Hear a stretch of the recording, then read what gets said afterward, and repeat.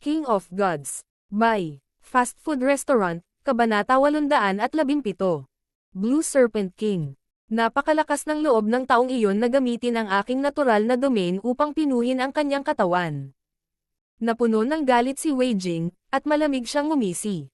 Sino siya? Gaano kalakas ang loob ng isang human brat na gamitin siya? Ho! Shua! Sa isang pag-iisip, nagpatawag si Wei Jing ng bagzo ng ulan at hinaypan ito patungo kina Zhao Feng at Nan Gongsheng. Hindi maganda. Naramdaman ni Nan Gongsheng ang pagyanig ng kanyang spatial domain, at nagsimula itong masira. Sa pagkakataong ito, si Wei Jing mismo ang kumokontrol sa kanyang natural na domain habang sinasalakay nito sina Zhao Feng at Nan Gongsheng. Ang kapangyarihan ay sapat na upang bitag at pumatay ng isang normal na Void God Realm King. Ito ang kapangyarihang mula lamang sa kanyang bloodline. Nagulat si Zhao Feng. Sa kanyang nakaraang buhay, ang kanyang Mystic Ice Scaled Race bloodline ay mayroon ding ice domain na magpapa-freeze ng anumang bagay na nasa saklaw nito. Ding! Ding! Ding! Isang harang ng pisikal na puwersa ang lumitaw sa paligid ng katawan ni Zhao Feng, at ang ulan ay lumikha ng mga sparks ng ito ay dumating sa harang. Parang may invisible metal barrier na tumatakip kay Zhao Feng. Kahit na dumaan ang ulan sa barrier, hihina ang lakas nito hanggang sa puntong hindi na nito kayang banta ang peak 4th level na Sacred Lightning Body ni Zhao Feng. Siyempre, medyo malakas ang pressure na kinaharap ni Nan Gongsheng. Ang bughaw na ulan ay patuloy na bumabagsak sa kanyang spatial domain, na naging dahilan upang gumastos siya ng malaking halaga ng yuan chi bawat segundo. Ho! Boom! Boom! Boom! Pinaghigpitan ng ipoy-po ang spatial domain ni Nan Gongsheng. Zhao Feng, kung hindi tayo tatakbo sa lalong madaling panahon, ito ay magiging mahirap. Nahirapang huminga si Nan Gongsheng. Hindi siya katulad ni Zhao Feng. Wala siyang malakas na pisikal na katawan na nababanat sa pag-atake ng yelo at tubig. Dalawang kaibigan, maaari ba kayong dalawa na tumulong sa akin sa pagharap sa hindi tao na kaaway na ito? Lumitaw ang paghanga sa mga mata ng ikasyam na prinsipe habang inimbitahan niyang muli sina Zhao Feng at Nan Gongsheng. Oo naman. Tumanggo si Zhao Feng. Nang marinig iyon, ipinakita ng ikasyam na prinsipe ang kagalakan. Sa tulong ng dalawang ito, kahit papaano ay makakalaban niya. Break. Pagkatapos magsalita, ang nangingibabaw na mga kidlat ay tumama sa bawat direksyon. Boom! Ang ulan sa malapit ay napawi o naitaboy. Umalis. Biglang tumalikod sina Zhao Feng at Nan Gongsheng at bumilis sa kabilang direksyon sa ilalim ng layer ng silver at purple. Habang tumatakbo sila, pinaikot ni Zhao Feng ang kanyang pisikal na puwersa at itinulak palayo ang lahat ng ulan. Ikaw. Ang eksenang ito ay halos umubo ng dugo ang Ninth Prince. Noong una, hinangaan niya ang batang ito na may purple-haired, ngunit pagkatapos na makalusot ay agad siyang tumakas. Maging si Wei Jing ay natulala saglit. Sina Zhao Feng at Nan Gongsheng at tumakas, malapit nang lumabas sa lugar ng ulan. Huwag mo nang isipin ang pagtakbo. Malamig na tumawa si Wei Jing nang magsimulang bumaba ang temperatura ng domain ng ulan. Nagsimulang mag-freeze ang lahat ng nakikita. Nagsimulang mamuo ang frost sa paligid ni Zhao Feng at Nan Gongsheng. Sa sandaling ito, nagsimulang bumagsak ang kakayahan sa pagguho ng ulan, ngunit ang kakayahan sa pagyayelo ay tumaas ng husto, katulad ng Mystic Ice Domain mula sa nakaraang buhay ni Zhao Feng. Zhao Feng, ano ang dapat nating gawin ngayon? Malaki ang pagbabago sa ekspresyon ni Nan Gongsheng. Bagamat mayroon siyang spatial domain, hindi nito magagawa ang lahat. Higit pa rito, direkta silang nasa loob ng bloodline domain ng kaaway at pinaghihigpitan. Ice Imperial Spear. Hindi nagbago ang ekspresyon ni Zhao Feng habang ang isang ice blue na likido ay bumubuo ng hadlang sa paligid niya at ni Nan Gongsheng. Naramdaman ni Nan Gongsheng ang pagbaba ng presyon. Ang harang ay transparent, katulad ng nagyayelong ulan sa labas. Ginamit ni Zhao Feng ang kanyang Ice Water Bloodline para gawing ice barrier ang Ice Imperial Spear. From ice to water. Ang nagyayelong ulan na tumama sa Ice Blue Barrier ay umaalon, at nagpakita sila ng mga palatandaan ng pagsasama-sama. Talagang naiintindihan ng brat na iyon ang mga batas ng Ice and Water, at mayroon pa siyang Ice type na bloodline. Nagulat si Wei Jing. Higit pa rito, maaaring umiral ang Ice Imperial Spear ni Zhao Feng sa maraming iba't ibang estado. Water of Wind Lightning. Isang ngiti ang lumitaw sa mukha ni Zhao Feng habang ang Ice Blue Barrier ay kumikinang sa tubig at kidlat. Ang katotohanan na siya ay naglakas loob na manatili sa domain ni Wei Jing upang pinuhin ang kanyang katawan ay nangangahulugan na mayroon siyang isang bagay na maaasahan. Una, ang pangunahing target ni Wei Jing ay ang ika-9 na prinsipe, na mas malakas. Pangalawa, ang kanyang sacred body, bloodline, Ice Imperial Spear, at iba pang bagay ay makakapagresolba sa kapangyarihan ng domain. Boom! Sa sandaling ito, pinoprotektahan ng Ice Blue Water Lightning Barrier sina Zhao Feng at Nan Gongsheng habang pilit silang gumagawa ng landas. Mahusay. Naramdaman ni Nan Gongsheng ang kapansin-pansing pagbaba ng presyon, at nagpatawag siya ng isang layer ng pilak at lila na nagpapahintulot sa kanila na mabilis na makatakas sa saklaw ng nagyayelong ulan. Kawili-wili. Bahagyang natulala at nagulat si Wei Jing. Hindi niya inaasahan na ganoon kadaling makakatakas sina Zhao Feng at Nan Gongsheng mula sa kanyang nasasakupan. Ang dalawang brats na ito. Nadismaya ang ika-9 na prinsipe, ngunit wala siyang magawa. Kung tutuusin, siya ang nagdala kay Wei Jing dito. Malinaw na walang obligasyon sina Zhao Feng at Nan Gongsheng na ipagsapalaran ang kanilang buhay para lamang tulungan siyang harangin ang isang hindi tao na kaaway. So, sure.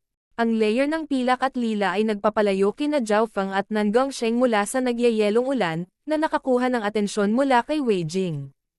Bumakas ang kapitan sa mukha ng ika-9 na prinsipe. Karamihan sa mga elite sa kanyang grupo ay nasugatan o napatay. Ilang half-step kings at Great Origin Core Realms lang ang gaganapin. Ika-9 na prinsipe, kung gusto mong mabuhay, lumipad patungo sa timog kanlurang direksyon. Isang kakaibang boses ang narinig sa kanyang ulo. Ikaw. Natigilan ang ika-9 na prinsipe, at binigyan niya ng matalim na tingin si Zhao Feng. Isa siyang domain level king. Anong uri ng antas ang naabot ni Zhao Feng sa Tao of the Soul para mailipat ang kanyang boses ng direkta sa kaluluwa ng ibang tao? Ginamit niya ang domain ni Wei Jing para pinuhin ang kanyang katawan at napakadali niyang nakaalis. Nadama ng ika-9 na prinsipe na si Zhao Feng ay lalong hindi nasusukat. Mayroon lamang isa pang tao sa ranggo ng Imperial Genius na nagbigay sa kanya ng ganitong pakiramdam. Sa pag-iisip hanggang doon, naniwala ang ika-9 na prinsipe kay Zhao Feng. Whoosh!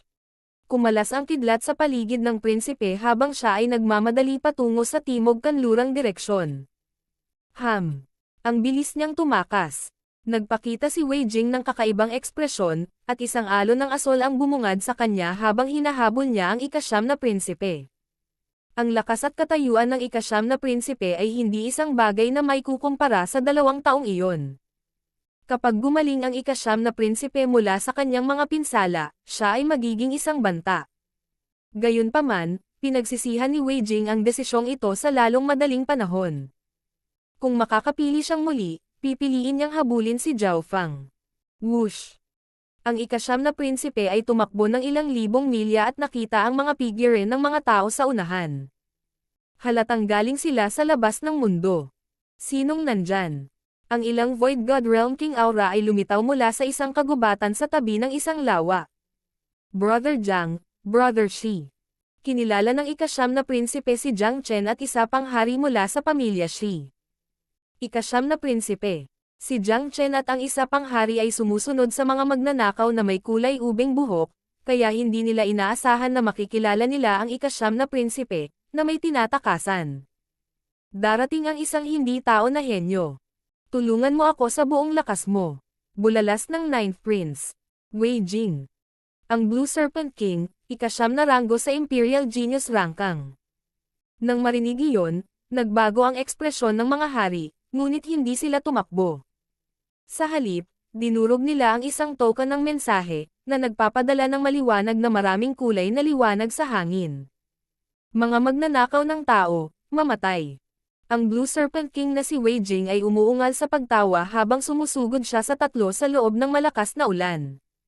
Whoosh! Whoosh! Whoosh! Lahat ng nahawakan ng ulan ay naging yelo. Tulad ng inaasahan ng Blue Serpent King. Kapansin-pansing nagbago ang ekspresyon ng mga hari nang maramdaman nila ang isang sinaunang Ice Dragon bloodline na nagpang-inig sa kanilang mga katawan. Ang domain pa lang ay nanlamig ang katawan ni Jiang Chen at ng iba pang hari, at naramdaman nilang hindi sila makahinga.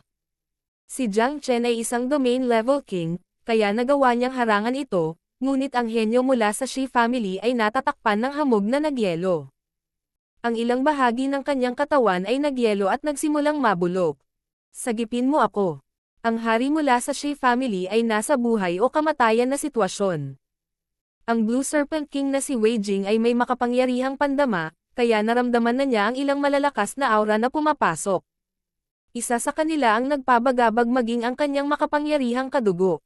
Sa makatuwid, hindi siya nagpigil. Sky Lightning 9 Tribulation / Ang ika-9 na prinsipe ay pilit na pinigilan ang kanyang mga sugat at nagpadala ng mga kidlat bolt na laslas mula sa kanyang sinaunang berdeng lightning sword na nakipagsagupaan sa domain ng bloodline ni Wei Jing. Boom! Isang malalim na sugat ang agad na lumitaw sa domain. Kahit na ang kapangyarihan ng pag-atake ng Lightning Dao Sacred Sword ng Ninth Prince ay malapit sa isang emperor, hindi nito nagawang pigilan ang mga yapot ng Blue Serpent King. Isang patong ng makapal na asol na kaliskis ang tumakip sa katawan ng Blue Serpent King na si Wei Jing. Parang may katawan siya ng dragon na nagawang baliwalain ang karamihan sa mga pag-atake mula sa domain level kings. Matapos maputol ang ulan, ang natitirang kapangyarihan mula sa mga pag-atake ng espada ng kidlat ng ika-9 na prinsipe ay hindi nagawang bantayan si Wei Jing. Higit pa rito, mas mabilis si Wei Jing sa kanyang nasasakupan. Arg! Isang sigaw ang tumunog habang ang hari mula sa Shi family ay napunit sa yelo ng isang nagyayelong asol na kuko. Isang hari mula sa pamilyang Shi ang napatay sa isang kuko. Ito ang Blue Serpent King, Wei Jing. Sa sandaling ito, dumating ang ika-13 prinsipe, ang kulubot na elder, at ilang hari at kalahating hakbang na elite na hari. Kasabay nito, whoosh! Isang lilang kinang ng liwanag at isang surge ng Heaven Earth Yuan Qi ang lumipad. Nakakagulat ang bloodline na aura. Ang babaeng iyon. Siya ba si Zhao Yufei, na may bloodline ng spiritual race? Isa siyang banta na gustong alisin ng Dark Moon Lord Dynasty at ng Dark Capital Cult. Pinagmasdan ng mga mata ng Blue Serpent King na si Wei Jing ang lilang figure sa kalangitan, at isang malamig na liwanag ang sumilay sa kanyang mga mata. King of Gods, Kabanata 818. Pagbugbog ng grupo. Ang lugar sa paligid ng Blue Serpent King na si Wei Jing ay natatakpan ng maraming kulay na mga ilaw na makikita mula sa napakalayo. Whoosh! Whoosh! Whoosh! Sunod-sunod na nagsara ang malalakas na aura. Ha. Natagpuan na ba nila ang mga magnanakaw na kulay lila ang buhok? Isang kalbong lalaki na nakasuot ng itim na damit panlaban ang umungal habang siya ay nakasara. Half-step kings at kings mula sa Grand Duke Yuan's Palace, ang Shi family, at ang Dong family ay papunta na rin. Ang unang dumating ay si Zhao Yufei, ang kulubot na elder, at ang ika-13 prinsipe. Brother Fang, nagpakita ka na ba? Si Zhao Yufei ay naging isang bahid ng lila. Siya ang pinakamabilis. Si Jiu Wuji ay nagbuka ng isang pares ng itim na nagninangas na mga pakpak sa likod ng kanyang likuran at nagpatawag ng magulong bagzo ng hangin habang siya ay papasok mula sa kabilang direksyon. Nakita ng lahat ng mga henyo ang hudyat at naisip na nahanap na nila ang mga magnanakaw na kulay lila. Gayunpaman, nang dumating sila, napagtanto nila na ang aura ng target ay napakalakas, at ito ay nagpang-inig sa kanilang mga bloodline. Brother Ninth Prince, bakit ka nandito? Oh my God! Ang numero 1 henyo ng Shi family, si Shi Xin, ay pinatay ng Blue Serpent King. Ang ilang mga henyo ay hindi napigil ang mapabulalas. Sina Zhao Yufei at Jiu Wuji nang maramdaman nila ang nakakatakot na aura mula sa Blue Serpent King na si Wei Jing. So, dumating ang mga eksperto at pinalibutan ang Blue Serpent King na si Wei Jing. Ano ang nangyayari? Nahulog ba ako sa isang bitag na itinakda ng mga henyo ng Great Gun Lord Dynasty? Natarante rin ang Blue Serpent King na si Wei Jing. Nakapatay lang siya ng isang hari, at biglang lumitaw ang isang grupo ng mga eksperto. Mahusay ito, ngunit, sino itong mga magnanakaw na may purple na buhok? Ang ika-9 na prinsipe ay labis na natuwa at naguguluhan. Nagkataon lang ba? Mga magnanakaw na may kulay ubing buhok. Pwede ba? Hindi maiwasan ng Blue Serpent King na si Wei Jing na maalala ang dalawa na nakatakas mula sa kanyang nasasakupan. Kaya ganyan. Hindi nagtagal ay naunawaan ng ika-9 na prinsipe. Sinabihan siya ng purple-haired na si Zhao Feng na tumakbo sa direksyong ito dahil alam niyang may malakas na grupo ng reinforcements. Lahat, magsama-sama at patayin ang Blue Serpent King na si Wei Jing. Ang hangarin sa pakikipaglaban ay umusbong sa puso ng ika-9 na prinsipe habang siya ay naglaslas gamit ang kanyang sinaunang berdeng kidlat na espada, na nagpapadala ng mga arko ng kidlat pasulong upang hiwain at bitag si Wei Jing. Sa sandaling ito, ang kanyang layunin ay hindi na tumakbo ngunit sa halip ay patayin si Wei Jing. Hindi kumpletong heaven grade stance, 10,000 nalalante na palaspas. Ang kulubot na elder sa tabi ng ika-13 prinsipe ay inilabas ang kanyang mga palad, nagpadala ng isang malaking malabong imahe ng isang palad patungo sa sakop ng Blue Serpent King. Hindi maganda. Bahagyang nagbago ang ekspresyon ni Wei Jing. Pakiramdam niya ay nagsimulang malanta ang kanyang domain ng bloodline, at malapit nang maapektuhan ng kapangyarihan ang Blue Serpent bloodline sa kanyang katawan. Bilang personal na bodyguard ng ika-13 prinsipe, ang kulubot na elder ay personal na hinirang ng Sacred Emperor mismo, kaya siya ay isang elite sa mga nasa parehong cultivation. Sacred Emperor's Sword. Ang ika-13 prinsipe sa kanyang purple golden battle robe ay naglabas ng isang gintong espada na napapalibutan ng mga draconic na imahe. Sa sandaling ito, ang lumalakas na kapangyarihan ng isang emperor ay bumaril patungo sa Blue Serpent King. Hindi ka panipaniwala, ang presyon ng pag-atake na ito mula sa Sacred Emperor's Sword ay malapit sa isang emperor kahit na ang ika-13 prinsipe ay kalahating hakbang na hari lamang. Shua. Ang sinag ng sword light na napapalibutan ng mga draconic na imahe na hiniwa sa Rain Domain at nag-iwan ng madugong marka sa asol na kaliskis ni Wei Jing. Tulad ng inaasahan sa Sacred Emperor's Sword. Anong kapangyarihan? Kung ginamit ito sa teritoryo ng Great Gunlord Dynasty, maaaring ipatawag nito ang Supreme Dragon Providence, at ang kapangyarihan nito ay doble pa sana. Nayanig ang puso ng mga bagong dating na elite. Kung tutuusin, ang ika-13 prinsipe ay isa lamang kalahating hakbang na hari ngunit nagawa niyang gamitin ang Sacred Emperor's Sword para ipatawag ang ganoong kapangyarihan. Hahaha. Mamatay ka, bastos. Ang ika-13 prinsipe ay umungal. Gusto niyang magpakitang gilas sa harap ni Zhao Yufei. Dumating si Zhao Yufei sa sandaling ito. Boom! Ang lilang figure ay tila nagsimulang mag-alab na parang nagninangas na lilang meteor, at ginulo niya ang Yuan Qi sa malapit. Kasabay nito, tila nagkatotoo ang isang kulay yulang dimensyon. Little World. Bulalas ni Wei Jing. Ang kanyang ekspresyon ay kapansin-pansing nagbago nang ang kanyang domain ay agad na durog. Bam! Isang pagsabog na tila yumanig sa Nine Heavens ang tumunog habang 1,000 yarda ang lalim na bunganga ang naiwan sa lupa. Kaya iyon ang tunay na lakas ni Zhao Yufei. Gaano kalaki ang potensyal ng bloodline ng spiritual race, ika-19 na pwesto sa 10,000 ancient races. Natigilan ang kulubot na matanda habang patuloy na umaatake. Whoosh! Whoosh! Whoosh!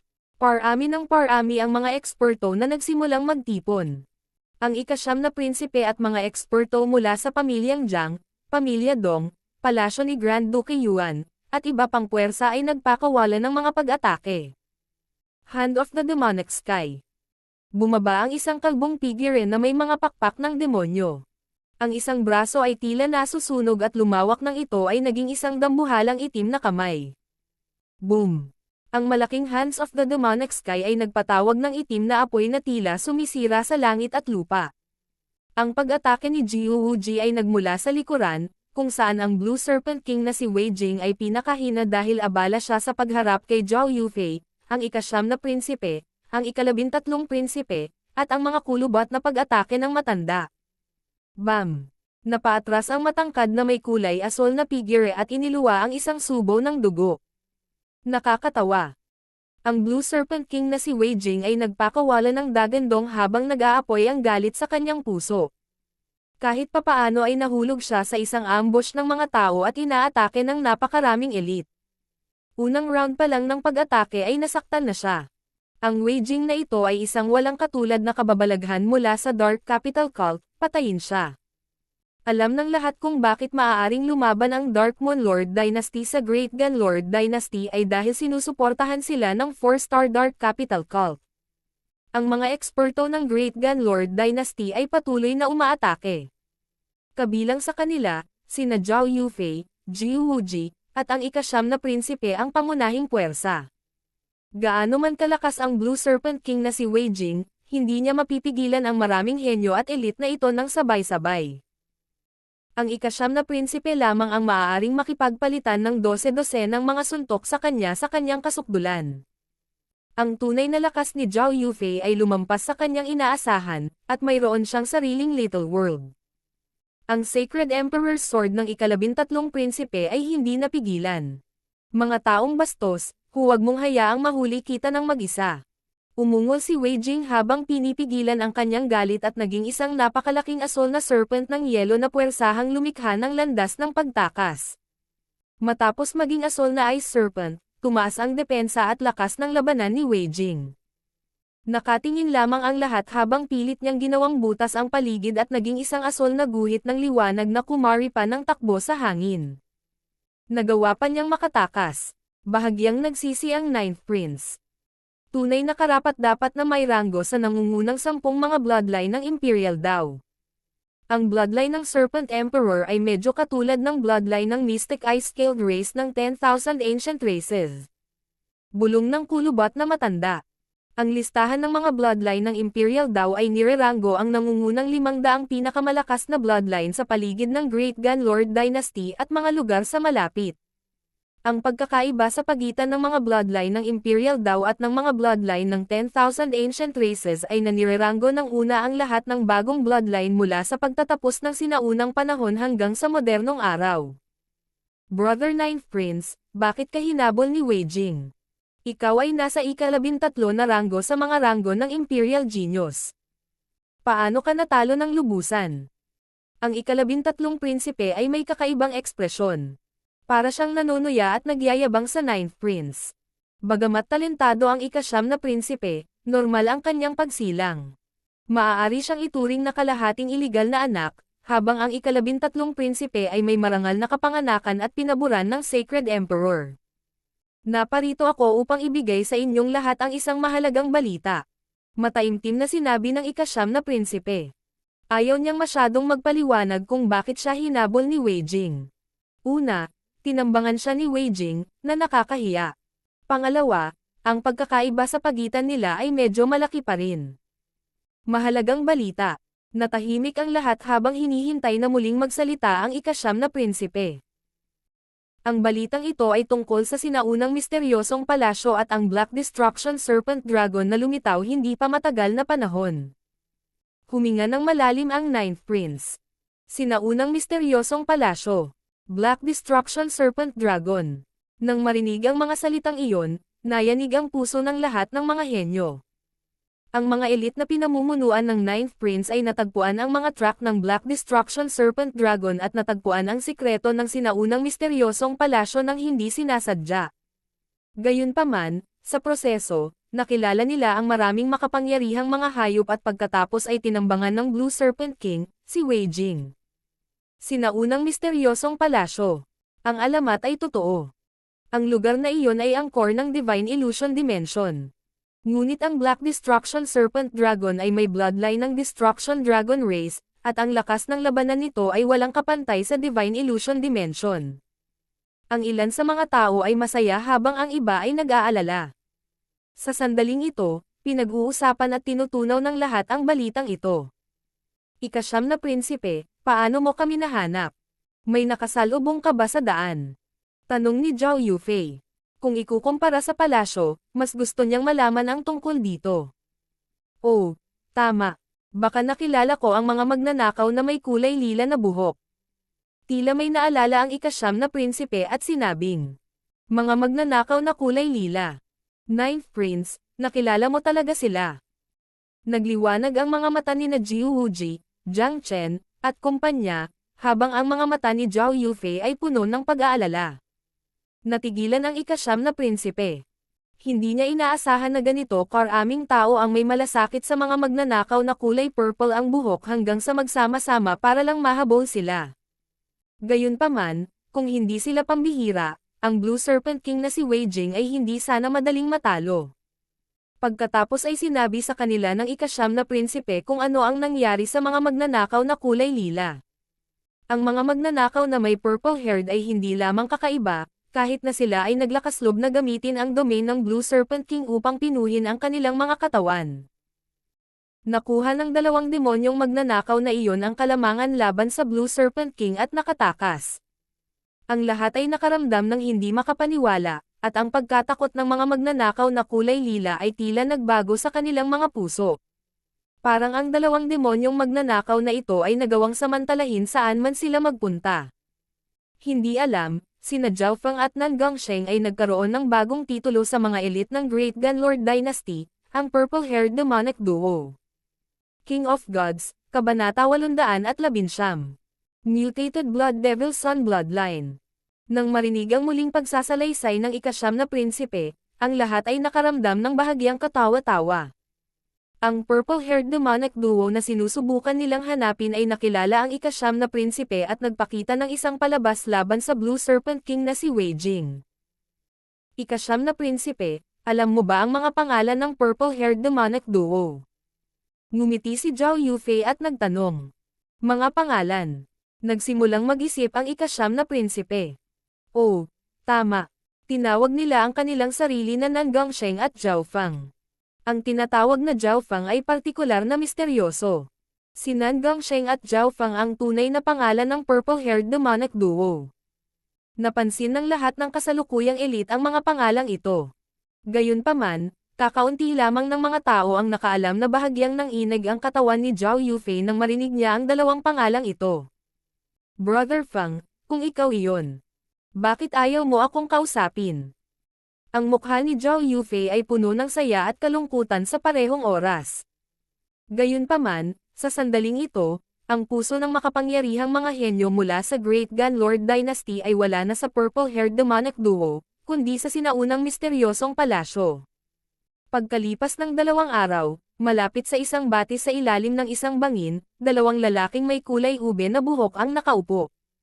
Ang isa ay nakasuot ng itim na damit at ang isa ay gwapong binata. 3 na lang ang natitira. Kumuha si Zhao Feng ng isang spiritual fruit mula sa Ancient Dream Realm. Naglabas ito ng sinaunang aura habang kinakagat niya iyon at nilunok sa tiyan niya. Ang mga spiritual fruits mula sa puno sa Ancient Dream Realm ay halos naubos na. Karamihan sa kanila ay nagamit na sa kanyang nakaraang buhay. Si Zhao Feng, ang maliit na pas ang magnanakaw, at ang batang demigod ay lahat ay gumamit ng isang grupo ng Ancient Dream Realm spiritual fruits. Sa sandaling ito, 2 na lang ang natitira ni Zhao Feng sa puno dahil kumain lang siya ng isa. Ang spiritual fruits mula sa Ancient Dream Realm ay maaaring maglinis ng bloodline ng isang tao at palakasin ang kanilang true yuan at katawan. May magandang epekto ito sa pagtaas ng konsentrasyon ng bloodline ng isang tao. Gayunpaman, hindi sapat ang 3 spiritual fruits para makapasok ako sa ika-5 antas ng Golden Consacred Lightning Body.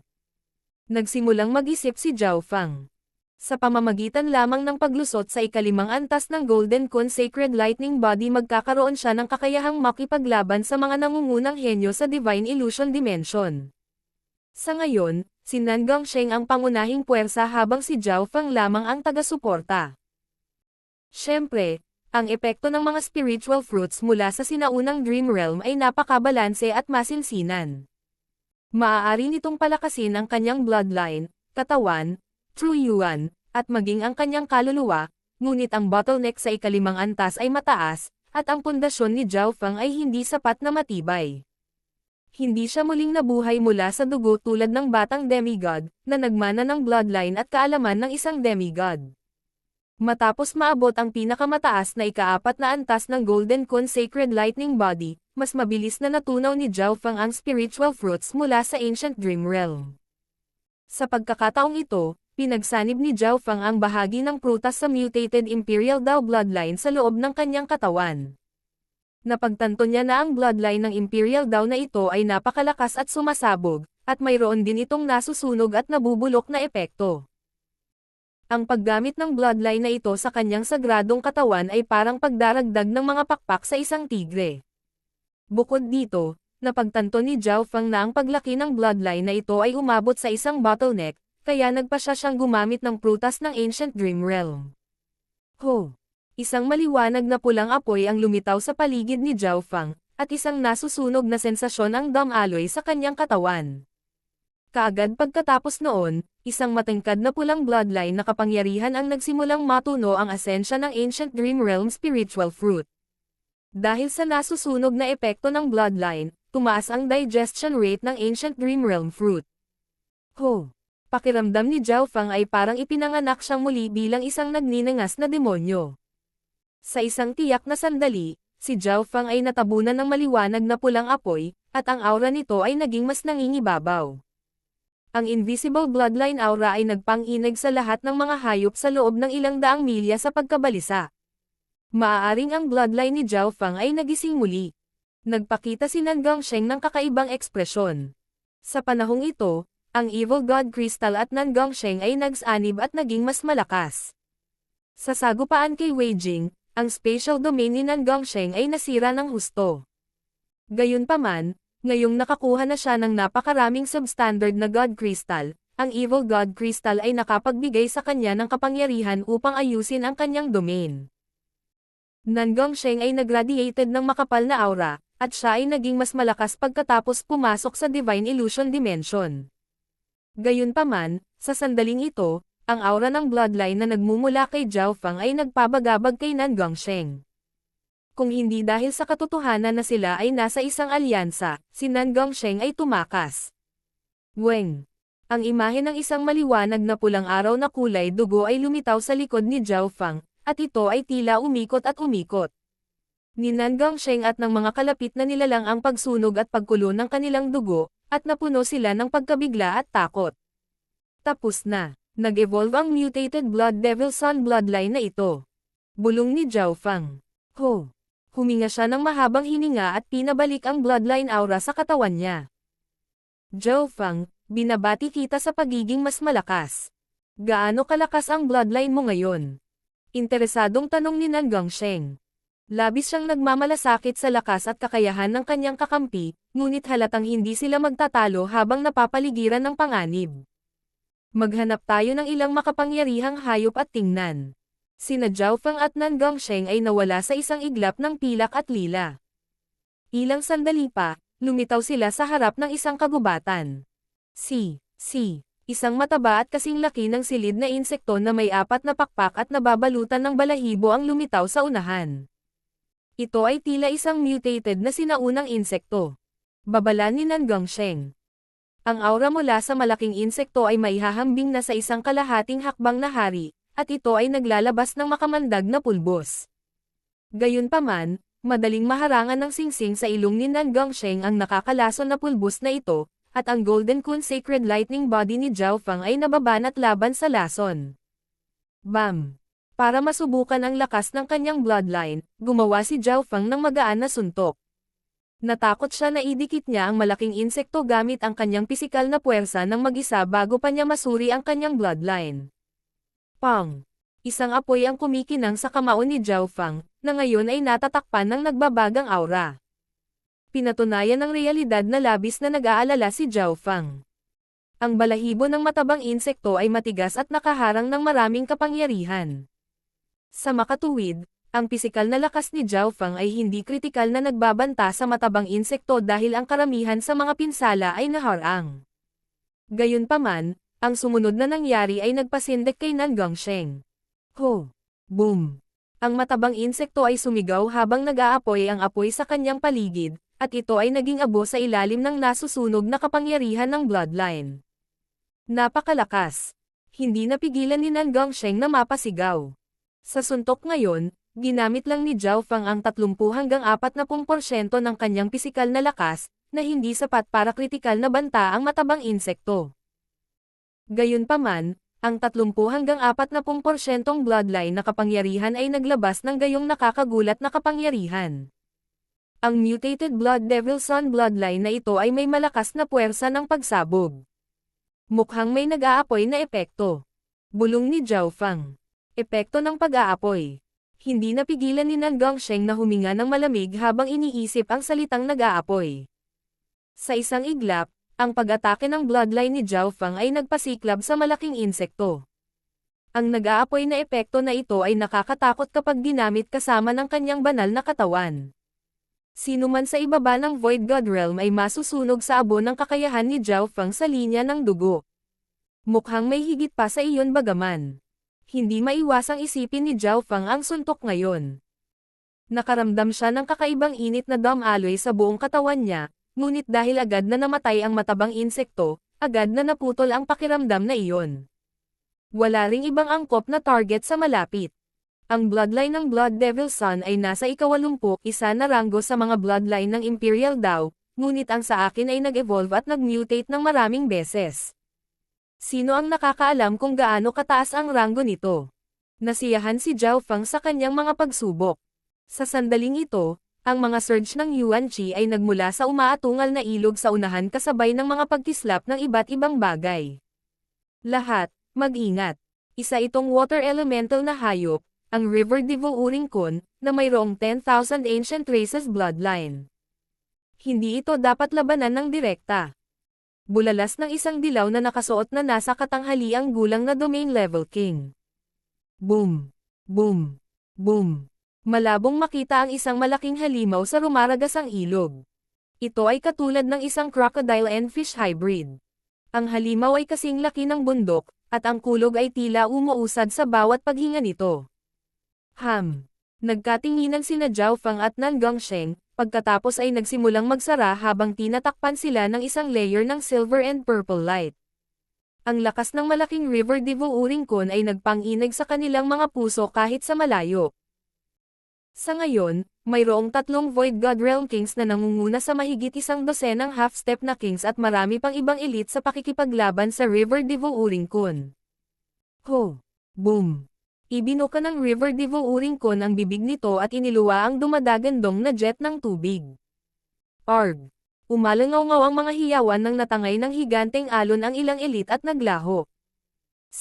Ang River Devo Uringkon pagkatapos ay huminga ng malalim at sinipsip ang lahat ng tubig at hangin sa lugar. Arg! Ang ilang mga elite at half-step kings ay dumaloy sa mismong bibig ng River Devo Uringkon. Dahil sa mga kakayahang ito, sina Zhao Fang at Nan Gongsheng ay nag-click sa kanilang mga dila. Ang River Devo Uringkon ay nasa gitnang yugto lamang ng Void God Realm King, ngunit nagawa nitong sugpuin ang dilaw na damit na nasa katanghaliang gulang na hari, 2 pang hari, at isang grupo ng mga elite. Ito ay kapangyarihan ng laki nito at ang kakayahan ng kanyang 10,000 ancient races bloodline. Kung alam natin ito noon pa man, hindi na tayo dapat nag-away ni Xin Wuang. Dapat ay nagtulungan na lang tayo para makuha ang mga kayamanan sa ilalim ng ilog. Isang kabataang nakaputi ang mapait na ngumiti habang ang isa pang kabataan ay may pangit na ekspresyon at nanatiling tahimik. Nang halos hindi na kumapit ang 3 hari, lumapit ang isang layer ng pilak at lila. Zhao Fang, ang River Devo Uringkon na iyon ay may kakayahang manipulahin ang space. Gusto mo talagang atakihin ito? Si Nan Gongsheng ay may tame time na ekspresyon habang papalapit sila. Ang bawat hininga ng River Devo Uringkon ay maaaring sumipsap ng napakaraming tubig. Mayroon itong mga spatial na kakayahan at isang espasyo sa imbakan sa loob ng katawan nito. Sinong nagsabi na sasalakayin natin ito? Nakita ng God Spiritual Eye ni Zhao Fang ang ilang kumikinang na kayamanan sa ilalim ng ilog. Whoosh! Ang pilak-lilang liwanag ay puwersahang itinulak sa mga alon ng umaatungal na ilog sa tulong ng ilang pisikal na puwersa. Huwag mo nang isipin iyon. Nakakatawa. Galit na galit ang lalaking nasa katanghaliang gulang na nakasuot ng dilaw na damit at ang 2 pang hari na halos magluwa sila ng dugo. Nakipaglaban sila sa River Devo Uringkon, at 2 brats ang pumunta sa tubig upang nakawin ang kanilang mga kayamanan. King of Gods, Kabanata 820. Skywater Crystal Lotus. Ang bawat hininga ng River Devo Urincon ay sumisipsip ng mga alon at pagkatapos ay naglabas ng malalaking agos ng tubig na maaaring tumakip sa mga bundok. Ang nasa katanghaliang gulang na lalaki na nakasuot ng dilaw na damit at ang dalawang kabataan, ang tatlong Void God Realms, ay kailangang pagsamahin ang kanilang lakas at gamitin ang tulong ng lahat ng mga elite sa likod nila para lang labanan ito. Gayunpaman, sa kabila ng kanilang pinagsamang kapangyarihan, mayroon pa ring isang bagay na hindi nila isinasaalang-alang. Sa kritikal na sandali na ito, isang patong ng pilak at lila na nakatikip sa dalawang figure ay pumasok sa kailaliman ng rumaragasang ilog. Paano natin hahayaang magnakaw sa atin ang mga tagalabas? Galit na galit ang isa sa mga kabataan. Nawala na nila ang Blue Crystal Tear kay Xin Wuang, at ngayon dalawang random brats ang gustong magnakaw sa kanila. Huwag mataranta. Lumitaw ang pagiging tuso sa mga mata ng nasa katanghaliang gulang na lalaki. Ang mga pumapasok sa ilog ay kailangang harapin ang kapangyarihang lumalamon ng ilog ng River Devo Urincon, kaya't wala tayong makapasok at kumuha ng mga kayamanan para sa atin. Nang marinig iyon, nagliwanag ang mga mata ng dalawa pang hari. Kahit na nakuha ng dalawang iyon ang kayamanan mula sa ilog, mawawala sa kanila ang maraming Yuan Qi, habang mayroon pa tayong tatlong grupo ng mga elite sa likod natin. Sa puntong iyon, maaari nating patayin ang dalawang iyon. Ang nasa katanghaliang gulang na lalaking nakasuot ng dilaw ay nakaramdam ng pagkamayabang. Tama iyan. Isa lang ang hari sa dalawa. Ang nakuha nilang gantimpala ay makukuha natin. Tumanggaw naman ang dalawa pa. Sa ngayon, ginagamit ng tatlong hari sina Zhao Feng at Nan Gongsheng habang ginagamit nila ang tatlong hari. Pinipigilan ng mga hari ang River Devo Urincon habang sina Zhao Feng at Nan Gongsheng ay ginagamit ang kanilang enerhiya para makuha ang mga kayamanan. Gulo. Sa kailaliman ng ilog, sumulong sina Zhao Feng at Nan Gongsheng kasama ng isang layer ng pilak at lila. Boom! Kinailangan nilang harapin ang napakalaking puwersa ng River Devo Urincon habang sila ay sumusulong. Ang bawat hininga at kilos nito ay naglalaman ng nagngangalit na kapangyarihan ng ilog. Ang River Devo Urincon ay pangunahing nagsasanay sa mga elemento ng tubig at kalawakan. Pagsusuri ni Zhao Feng. Ang dalawang elementong ito ay isang perpektong tugma para kina Zhao Feng at Nan Gongsheng, na siyang nagbigay sa kanila ng lakas ng loob na pumasok sa ilog at magnakaw mula sa bibig ng isang tigre. Gayunpaman, dahil sinusuri sila ng tatlong hari, nagpalipat-lipat lamang si Zhao Feng ng bahagi ng kanyang pisikal na puwersa upang itulak sila pasulong. Si Nan Gongsheng ay mas malakas din kaysa ilang araw na nakalipas, kaya't kaya niyang makayanan ang karamihan ng puwersa ng mag-isa. Ang pagiging tugma sa pagitan ng Evil God Crystal at Nan Gongsheng ay nagiging mas mataas. Ang kapangyarihan ng dalawang iyon ay magiging isa, naisip ni Zhao Feng. Ang ilog sa harap nila ay napakalalim, kaya kapag naabot nila ang isang tiyak na lalim, ang pagbabantay ng tatlong hari ay kapansin-pansing bababa. Sa sandaling ito, ipinatawag ni Zhao Feng ang Ice Imperial Spear at ginawa itong nagyayelong harang upang protektahan ang kanyang sarili at si Nan Gongsheng. Sa pinagsama-samang kapangyarihan ng kanilang mga diskarte sa tubig at kalawakan, kapansin-pansing nabawasan ang paggasta ng enerhiya, at nagawa nilang sumulong ng mas mabilis. Napakalakas ng aura ng kayamanan. Habang papalapit sila, naramdaman nila ang isang malakas na pinagmumulan ng treasure aura. Nagsimulang sumipol ang tubig Yuan Qi sa loob ng isang kuweba sa kailaliman ng ilog. Anong uri ng kayamanan ito? Nagkatinginan sina Nan Gongsheng at Zhao Feng.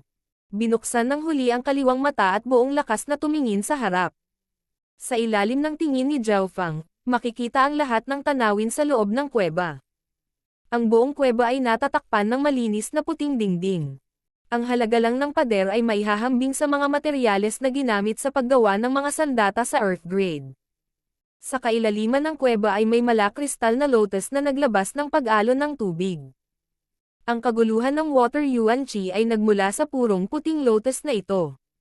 Water Elemental Treasure, Sky Water Crystal Lotus. Sumili ang gulat sa mga mata ni Zhao Feng. Bagamat ang Sky Water Crystal Lotus ay parang halaman, ito ay talagang isang uri ng plant-mineral hybrid, na tinutukoy bilang isang world-stepeng na kayamanan. Sa madaling salita, ito ay isang mahalagang water elemental na kayamanan na maaaring gamitin sa paggawa ng makapangyarihang water elemental na armas. Maaari pa nga itong gamitin bilang pangunahing materyal para sa Inheritance Sacred Weapons o Heaven-grade weapons. Bilang isang world-stepping treasure, ang Skywater Crystal Lotus ay maaari ding makuha at magamit upang linangin. Ang halaga nito ay mas mataas pa kaysa sa Water Mother Essence na ninakawan ni Zhao Feng kanina. Ang Skywater Crystal Lotus na ito ay maaaring gamitin sa paglilinang, o maaari ko itong isama sa Ice Imperial Spear. Alinmang paraan, ito ay magiging napaka-epektibo. Naantig ang puso ni Zhao Feng. Siyempre, sa loob ng kuweba, mayroon ding higit sa 100 misteryosong kalahating transparent na perlas ng tubig. Water Soul Pearls. Nagliwanag ang mga mata ni Zhao Feng, ngunit pagkatapos ay bumantong hininga siya. Sa kasamaang palad, ang Water Soul Pearls ay hindi magiging epektibo dahil sa kasalukuyang antas ng aking kaluluwa. Ang Water Soul Pearls ay may kakayahang linisin, pagalingin, at palakasin ang kaluluwa pati na rin itong linisin. Gayunpaman, ang mga normal na kayamanan ng soul daw ay hindi sapat upang pagalingin ang kaluluwa ni Zhao Feng dahil ang lakas ng kanyang kaluluwa ay napakataas na. So, lumipad sina Zhao Feng at Nan Gongsheng papunta sa kuweba. Whoosh! Whoosh! Hinaranggan sila ng mga alon ng tubig, na nagmula sa kapangyarihan ng Skywater Crystal Lotus. Gayunpaman, ang dalawang ito ay hindi normal na tao. Nagsama-sama sila para labanan ang pressure at pumasok sa kailaliman ng kuweba. Nan Gongsheng, ang Water Soul Pearls na ito ay makakatulong sa iyo na pagalingin ang iyong kaluluwa at linisin ito. Mungkahi ni Zhao Feng. Ibinigay ni Zhao Feng ang karamihan sa mga water elemental na item sa loob ng kuweba kay Nan Gongsheng, ngunit ang Skywater Crystal Lotus ay masyadong kapaki-pakinabang para kay Zhao Feng, kaya iningatan niya ito. Walang sinabi si Nan Gongsheng habang hinahati nila ang mga kayamanan. Nakuha ni Zhao Feng ang gusto niya, at kinailangan niyang pigilan ang pagnanais na agad na gamitin ang Skywater Crystal Lotus. Ang Skywater Crystal Lotus ay lubhang kapaki-pakinabang sa kanyang paglilinang. Tara na, sina Zhao Feng at Nan Gongsheng sa kuweba. Kasalukuyan silang gumagamit ng maraming enerhiya upang labanan ang puwersang lumalamon sa ilog bawat segundo. Boom! Boom! Kahit na habang bumabalik sa ibabaw, nahaharap sila sa malalaking alon ng kapangyarihang lumalamon sa ilog. Ang mga sumasalungat na puwersa ng River Devouring Cons Inhalation and Exhalation ay nagbunga ng malaking kapangyarihan, kaya't kailangan ng dalawa na ibigay dito ang kabuuan ng kanilang atensyon. Dalubhasa sina Zhao Feng at Nan Gongsheng sa mga batas ng tubig at kalawakan. Nahulog na sana ang Normal Kings sa pagod. Mga magnanakaw, saan sa tingin nyo pupunta? Ang mga dagandong ay tumunog malapit sa ibabaw sa sandaling ito. Bam! Bam! Bam! Kasabay nito, lumalapit din ang aura ng River Devouring Con. Hindi maganda. Ang tatlong hari at ang River Devouring Con ay naniningil lahat. Malaki ang pagbabago sa ekspresyon ni Nan Gongsheng nang maramdaman niya ang pagtaas ng presyon. Naisip niya kung ano ang gagawin kung gugulo sila ng tatlong hari. Gayunpaman, hindi niya inaasahan na sasalakayin din sila ng River Devouring Con. Ang lakas labanan ng River Devouring Con ay halos walang kapantay sa ibaba ng antas ng Emperor.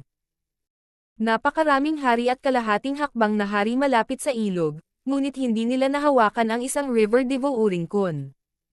Ito ay nasa loob ng aking mga inaasahan. Nanatiling kalmado si Zhao Feng. Ang Skywater Crystal Lotus ay isang mahalagang water elemental treasure, at ang treasure aura na nagmumula dito ay umakit sa tatlong haring iyon mula sa labas ng mundo. Gayunpaman, mayroon ding malapit na River Devouring Con na nagbabantay dito, kaya naman nasa ilog ito noong una. Ang River Devouring Con ay naghintay ng maraming taon para mahinog ang Skywater Crystal Lotus. Ang pagkuha ni Zhao Feng at Nan Gongsheng ng Skywater Crystal Lotus ay malinaw na magiging sanhi ng paghabol sa kanila ng River Devouring Con. Hahaha. Mga magnanakaw, ito ang resulta ng pagiging gaaman. Ang nasa katanghaliang gulang na haring nakasuot ng dilaw na damit. Agad na nagbago ang sitwasyon. Ang tatlong hari at ang River Devouring Con na nag-aaway lang sa isa't isa ay biglang naging magkapanalig. Zhao Feng, Ano ang dapat nating gawin ngayon? Bahagyang namula ang gwapong mukha ni Nan Gongsheng habang ang kanyang spatial domain ay nagsimulang humarap sa matinding pressure. Gumawa si Zhao Feng ng kanyang hakbang sa sandaling ito. Isang invisible na ripple ng pisikal na puwersa at tubig ang bumangon mula kay Zhao Feng nang biglang bumukas ang bloodline ng kanyang kaliwang mata. Ang kanyang kaliwang mata ay tila naglalaman ng isang panaginip na lilang mundo. Ay bloodline. Tuwang-tuwa si Nan Gongsheng. Alam niya na ito ang pamatay na hakbang ni Zhao Feng. Sa susunod na sandali, ang River Divo Uringkon ay nagpakawala ng dagandong sa gitna ng mga alon at tila nawalan ng kontrol sa mga emosyon nito nang magsimula itong hamampes at magpakawala ng mga pag-atake sa lahat ng dako. Arg! Galaw! Tara na! Ano ang mali sa River Divo Uringkon? Bakit biglang nabaliw? Ang nasa katanghaliang gulang na hari na nakasuot ng dilaw at kasama ay nakipagtulungan lamang sa River Divo Uringkon, ngunit ngayon ay galit na galit silang inaatake nito. Sa sandaling ito, nagkagulo ang tatlong hari at ang mga elite sa likod nila. Ang River Divo Uringkon ay nawala sa isip at umatake ng walang anumang pattern. Nagdulot ito ng higit na banta kaysa dati. Kasabay nito, ang isang layer ng pilak at lila ay tumakip sa dalawang lalaki habang sila ay lumilipad sa hangin sa itaas ng ilog. Gago, tatakas ang dalawang brats na yan. Ang nasa katanghaliang gulang na lalaki na nakasuot ng dilaw at ang iba pang dalawang hari ay labis na nagalit. Hindi nila inaasahan na bigla na lang silang aatake ng River Divo Uringkon. Sandali, tingnan mo ang batang kulay ubing iyon. Bulalas ng isa sa tatlong haring nakaputi. Ang kaliwang mata ng isa sa mga kabataan ay kulay ube, at ito ay nakalok sa nagngangalit na River Divo Uringkon. Paanong posible? Kinokontrol niya ang River Divo Uringkon. Ang River Divo Uringkon na ito ay may isang 10,000 ancient races bloodline at ito ay kinokontrol. Natigilan ang tatlong hari. Isang masasamang ngiti ang lumitaw sa mukha ng kabataang may kulay ubing buhok, na tila hindi nasusukat. Whoosh! Whoosh! Ang pilak-lilang liwanag ay tuluyang nakatakas sa ilog, na nangangahulugang bababa ang bilis at lakas ng River Divo Uringkon kung hahabulin pa rin sila nito. Si Zhao Feng at Nan Gongsheng ay hindi nag-alala tungkol doon, dahil sa kanilang bilis at lakas. Zhao Feng, hindi ko inaasahan na mahuhulaan mo ito at pagkatapos ay kontrolin ang River Divo Uringkon. Gulat na sabi ni Nan Gongsheng. Tila si Zhao Feng ay hindi gumamit ng anumang tunay na nakatagong mga card pagkatapos na pumasok sa Divine Illusion Dimension, at siya ay lumalakas lamang sa pangalawa. Kung ang aking kaluluwa ay medyo mas malakas, maaari ko lang itong alipinin ng direkta. Umiling si Zhao Feng na parang bahagyang hindi nasisiyahan. Kung siya ay nasa kanyang tuktok, maaari na siyang magpaalipin ng buo sa pamamagitan lamang ng kanyang eye intent. Nang marinig iyon, hindi napigilan ni Nan Gongsheng na i-click ang kanyang dila. Mula sa mga salitang iyon, masasabi kung gaano kalakas si Zhao Feng kung gumaling ang kanyang kaluluwa. Gayunpaman, napakahirap na makahanap ng maraming mahahalagang bagay sa Soul Dao, at ang mga normal ay walang silbi sa kanya. Pagkaraan ng ilang sandali, ang River Divo Uringkon ay naging isang maliit na tuldok, at nawalan ng kontrol si Zhao Feng dito. Pagkatapos umalis sa tubig, hindi na maabyutin ng River Divo Uringkon ang malamaya at malaking katawan nito. Mga magnanakaw, saan sa tingin niyo pupunta? Ang tunog ng paglipad ay nagmumula sa likuran habang umaatungal ang tatlong hari. Nagulat si Zhao Feng. Paano nakahabol ang tatlong hari? Tiningnan niyang mabuti, nakita niya na nakatayo ang dilaw na nakadamit na nasa katanghaliang gulang na hari sa isang kakaibang nagninangas na karwahe na nagbigay ng malakas na pag-agos ng berdeng apoy, katulad ng berdeng sapatos sa mga paa ni Zhao Feng. Ang tatlong hari ay ibinubuhos ang kanilang true yuan dito, na nagbibigay ng bilis ng kalisya na higit sa normal na mga hari. Si Zhao Feng ay may kakaibang ekspresyon. Hindi mahirap para sa kanya na hulaan na ang naglalagablab na kalisya at ang kanyang sapatos ay maaaring parehong mga bagay mula sa Heaven's Legacy race.